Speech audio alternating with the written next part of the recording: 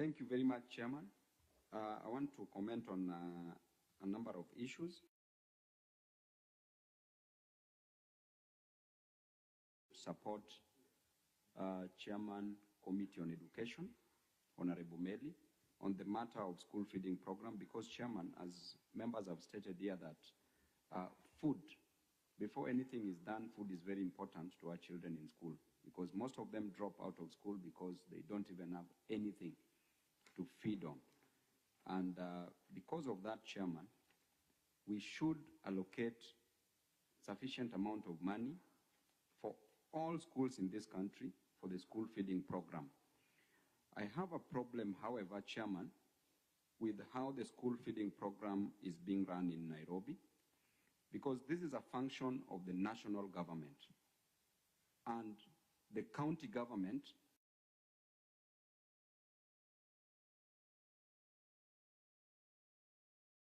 So, Chairman, you've not commented about this, Chairman Meli, that Nairobi County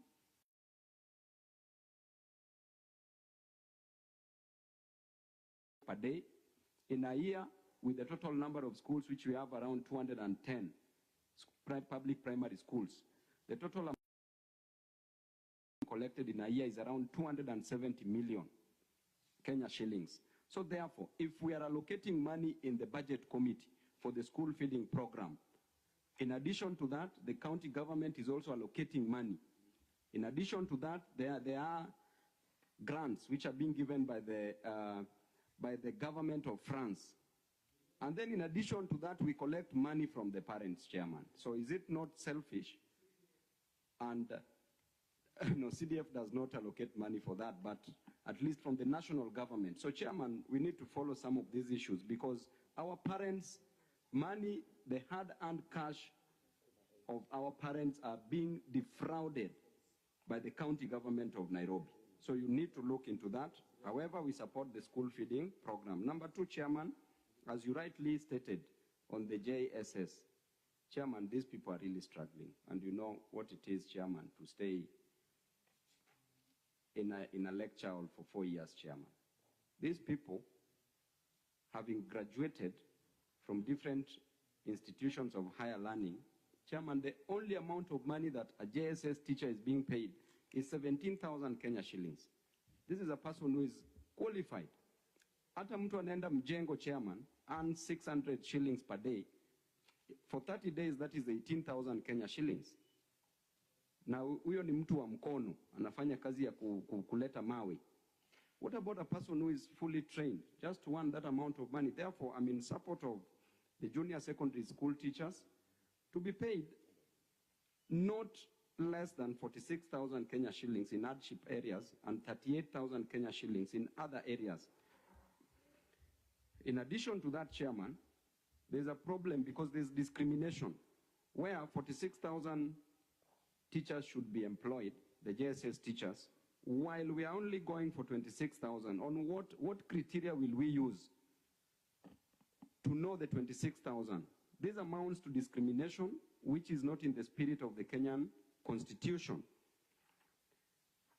Now, we have, Chairman, the issue of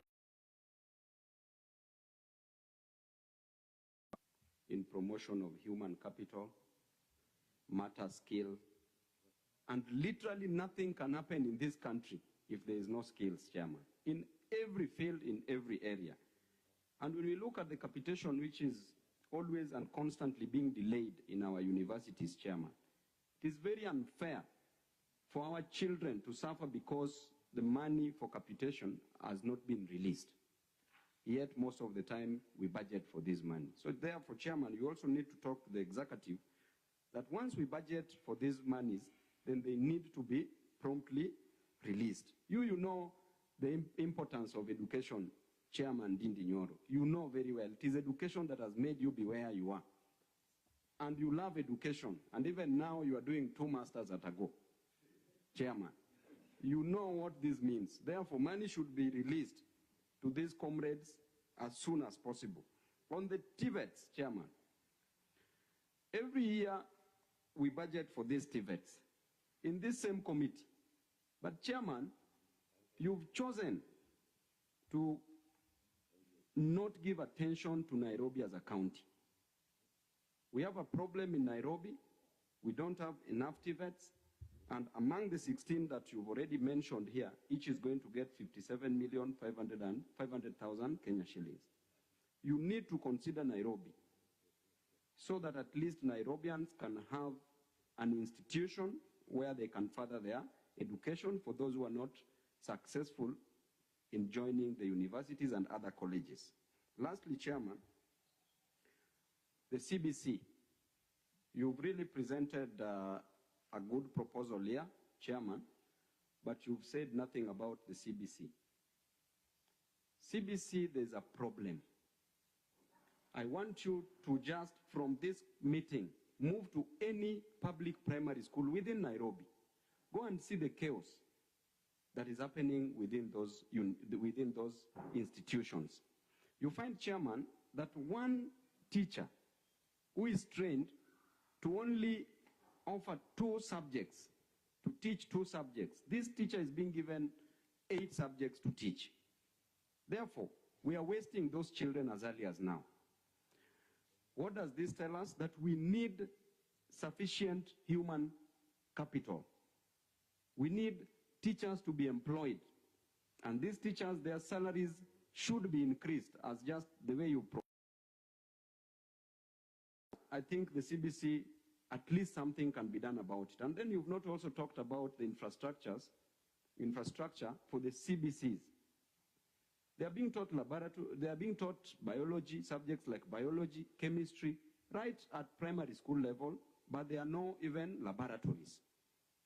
So we need to move with speed because education is the first most important thing that must be taken into consideration. Lastly, Chairman, the university education. This is where there is the biggest problem. The biggest of all. This funding model, Chairman, I still don't understand it well. Because this new funding model, a social science is costing around 300,000 Kenya shillings. A course. For 4 years, that is around 1.2 million Kenya shillings. Kenya shillings. By 6 years, around 3.6 million Kenya shillings. Then let's go back to that Mama Mboga or a Boda Boda rider who needs to raise this money, whose only hope is that child that they're educating at the university level, that one day that child will remove them from the mud where they are staying, from different slums where they are staying. Is it possible for this Boda Boda rider to accumulate 1.2 million Kenya shillings? Meanwhile, this person has never even touched 50,000 Kenya shillings at a go, at once. So this funding model, we need to do something about it, Chairman. And being in opposition, we will still proceed to push the government to ensure that they deliver these things that we want as per the doctrine of separation of powers, checks and balances, Chairman, which was opined by a gentleman called Charles Louis de Saint-Condat Baron de Montesquieu in France in the 17th century. Thank you, Chairman. Chair, Honorable. No, the press conference is over. Let's go to. No, Chair. Let's go to. Let's go to. Point of order. Yes. Honorable Major Dong said Babu has joined the government. Is that correct? Chairman, I'm in opposition for the record. The government cannot afford me as at now. Thank you. Let's go to Honorable Naisula Lesuda. Thank you, Chair. And thank you, Honorable Meli, Chair Education, for